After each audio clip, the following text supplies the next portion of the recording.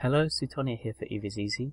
This is solo PvP commentary number 6, and I want to talk a lot about solo logistics, living in Empire versus living in nullsec, and the advantages of both, and then some fights involving some executioners that I've had recently.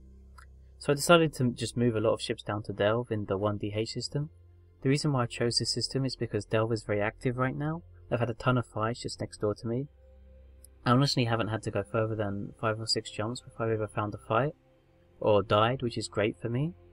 I decided to use Black Frog Freight to ship a load of frigate hulls down to where I decided to base, which cost me 275 million ISK from Jitter, but to be honest, that's better than having to move my own sinos down to Delve, than to move my carrier ore, which, you know, I'd have to take 2 to 3 trips to get the stuff that I had, because I don't own a jump freighter myself.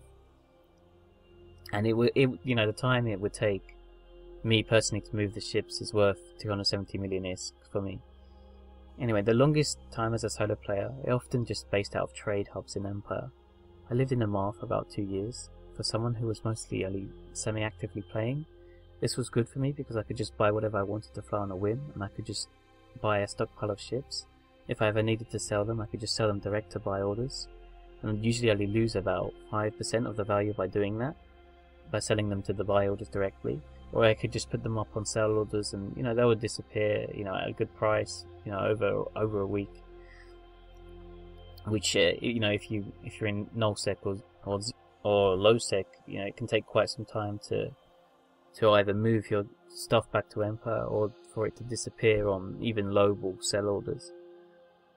And the other advantage was that I wasn't really locked into a region. Cursed Providence, Great Wildlands, Catch and Quirius were only about 12 to 15 jumps away from Amar.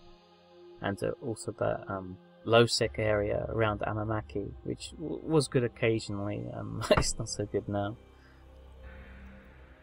But the reason why I decided to move into 0-0 though was a number of factors. The first one is that it saves me a whole bunch of time.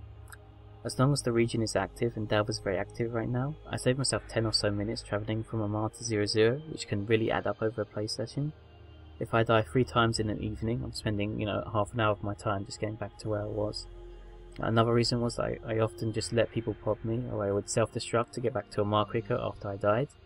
Instead of going 15 jumps or whatever back in a pod, because that would waste even more of my time. And by doing that, I actually lost nearly 2 billion ISK in just the clone reactivation costs in the last month.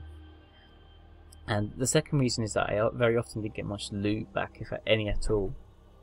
Even though I had a very good kill to death ratio, despite having, a really aggressive playstyle, and this would help a lot with covering my losses. And not that bad in terms of ISK for myself, but every bit helps. And now that I'm in NPC 0-0 and people around that area, I've got a lot of loot back to the station that I'm basing out of. I originally shipped 10 executioners to the station in 1DH. They cost me about 9 million ISK each. And I managed to get 70 million worth of loot back in the station in ships I killed in the executioner. And half the time I died in extended engagements where I had no chance to get the loot back. But the fact that I almost was able to pay for ship hulls and the limited loot I got back was great. And I can also change my ship depending on what other people are flying. I don't have to just run away from a certain ship that I just can't fight in the ship I'm flying. So anyway, let's look at some executioner fights. Okay, so in this engagement, I'm just messing around on the station, and a crow comes out to tackle me, and he just enters scram range for some reason, so I blow him up. And another crow is coming in at this point, and he also comes into scram range. These crows are actually light missile fit with disruptors, but they both come into scram range for some reason, which is a massive mistake from them. I'm able to kill both of them, but unfortunately I then get tackled by a stabber. Managed to put my NOS on him, and because I'm completely capped dead from running my rep from the fights before, and because he has 2 small energy neutralizers on me. And unfortunately I actually die from him 34 kilometers, so I would have gotten out if I had an extra second or 2, because outside point range it was just cycling on me. And I think I could have gotten those seconds by piloting better. I should have pre-locked the stabber because I spent a second or so locking him, so I could put my scram web and NOS on him to drain cap. I should have locked him as he was coming in. And I could have heated my Nosferatu on him as well, which would have got me a bit more time. Maybe it would have been like half a second or so that I could have got my Microwarpdrive on. And I think my position with the Crow could have maybe been a bit better, because initially I was using keep at range. I mean, I did start orbiting when he was coming into range. The thing with keep at range is I didn't want to mess up my own tracking versus the Crow. But it might have been better to position myself to try and take less damage from the stabber, because I think the Crow was going to die anyway, regardless of what he did. I mean, I could have also tried to escape as well, because the Crow was going to die, and I could have loaded Scorch and started, sort of moving away. Although the stabber would have gotten decent hits on me, and if I moved out of NOS range of him, that would have been bad for me. Okay, so in this fight, I get tackled by a Crow off the station, and I'm trying to position myself to land a slingshot on him. But then I notice a rapier decloak, so what I do is I just align towards the planet, and whenever a Crow is orbiting you and playing safe like this at very long distances, you can almost always reliably get out, even though you're a lot slower than him. So I warp out of the planet, and this is actually a really far planet. It's 62 AU away, which is maybe dangerous for me because the Crow could follow me, and that's actually what ends up happening. Is the Crow does follow me, but he comes in at 0, so I'm able to kill him really quickly. And there isn't really much to say about this kill, because it's a pretty easy kill. And actually a Dramiel follows as well. He comes in at 50 kilometers, but for some reason he cloaks up, which is a bit weird. I actually end up killing him later as well. Not this time though, like another time. So in this next fight, I left the station for a while because there was too many things like tornadoes and sniper harpies on the station, which really stopped me from doing anything there. So I changed to a gay, and Stiletto comes through and he ends up actually just straight up going for me.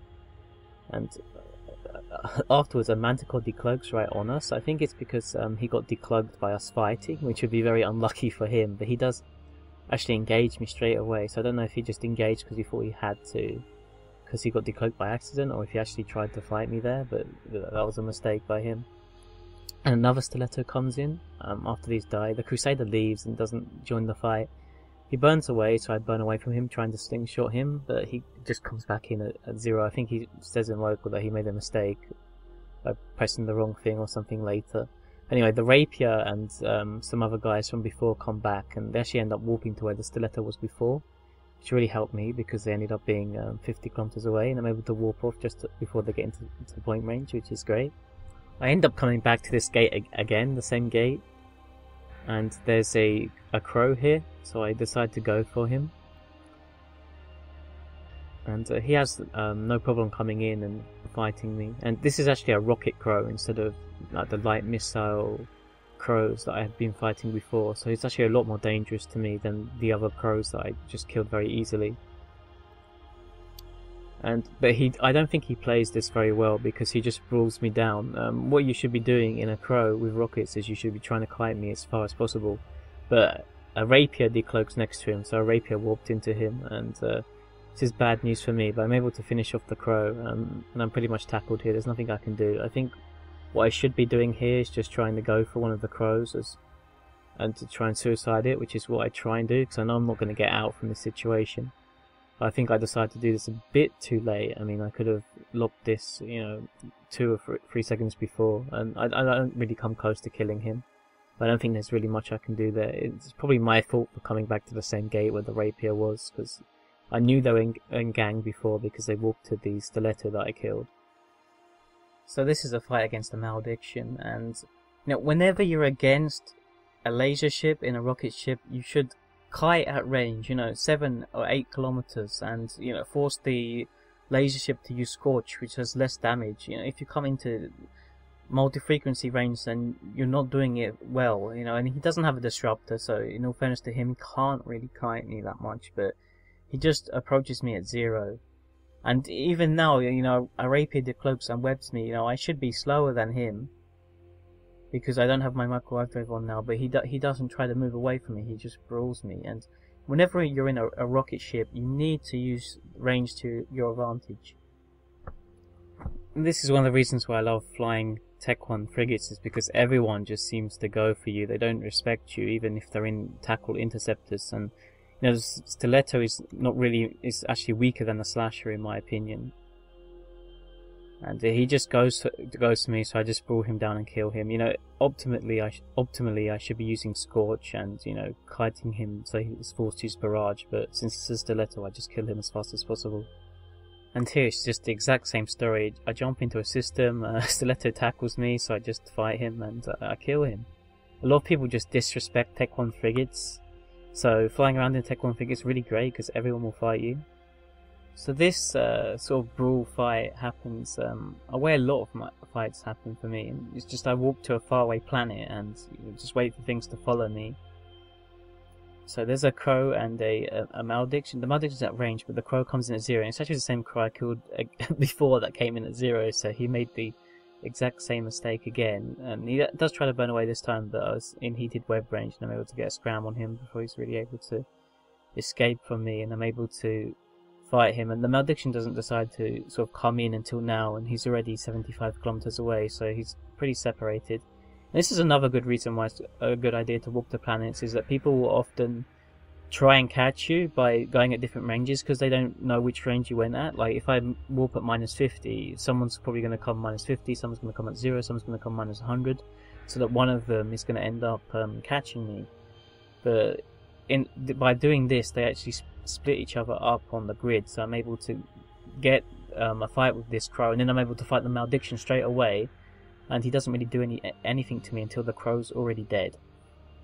So I'm able to get this fight with this malediction again. And here's probably where I should have, you know, decided to leave, because I was out of charges and my cap was low. And I might have been able to get out, but because this is actually a Scram Web Crow, so I could have gotten out there. But I decided just to keep going as far as I can. My thing's on reload now, which is a mistake for me. I should have kept it running. I should have had it actually set off on the settings, but they end up killing me finally, the Kestrel and the Crow. So this is a fight against the Rail Ranis. I didn't actually realise it's a Rail Ranis until too late, and I think I get some good damage on him initially because he gets close and I get away again, and I think he has to change ammo from Javelin, the high damage close range ammo, to something else. And I'm pretty bad with the rep cycles as well. I leave it on too much. I leave it off there, and that actually cost me my ship, because on the last rep cycle, it comes in, but then I die because of the structure bleed through damage. And I think I could have played that fight better if maybe I burned away and killed his drones, because I didn't actually realise it was a Rail Ranis until a bit too late. But fighting a Rail Ranis in an Executioner is one of the hardest fights you'll find, and Rail Ranis is a really strong duelist. And that's where my Executioner supply ran out. I should have shipped in more to begin with, but I brought in a load more Tech 1 frigates with my ult, and I brought in another 50 Executioners because I had so much fun with flying them. I also brought in some Merlins, some Tormentors, I believe. Oh yeah, Tormentors here. And also some Atrons, because they're ships I haven't done a video on yet, and I would like to. Thank you for watching. Hope you found this useful. See you soon.